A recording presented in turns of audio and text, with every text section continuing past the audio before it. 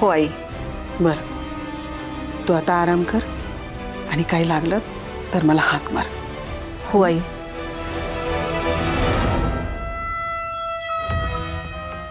रत्नाई म्हणत होती आता काही दिवसांनी माझं पोट दिसेल, पण हे पोट आता वाढवू कसं? विक्रांत, अरे मला कुठे फसवलंस?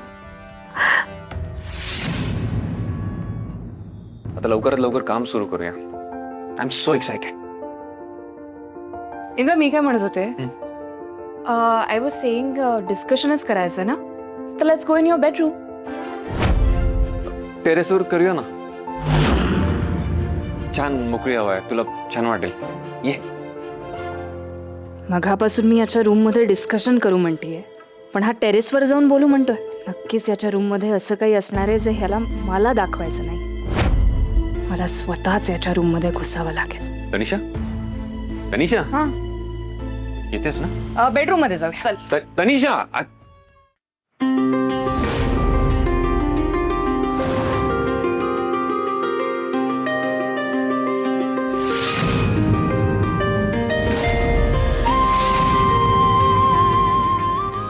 हे सगळं काय आहे इंद्र?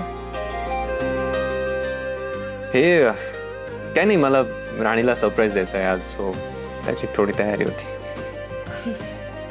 तुझी सरप्राईज देण्याची संख्या वाढत चालली आहे. Good good.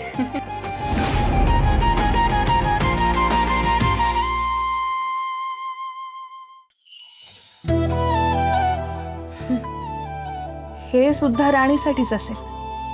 हो, गिफ्ट आहे तिच्यासाठी. म्हणजे आमच्या दोघांचा फोटो आहे जो मला इथे बेडरूम मध्ये लावायचा आहे.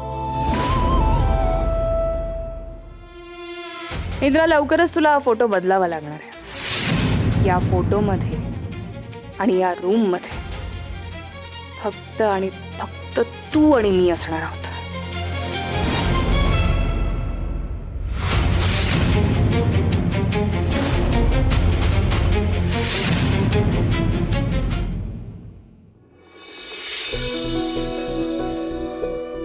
इंद्रा,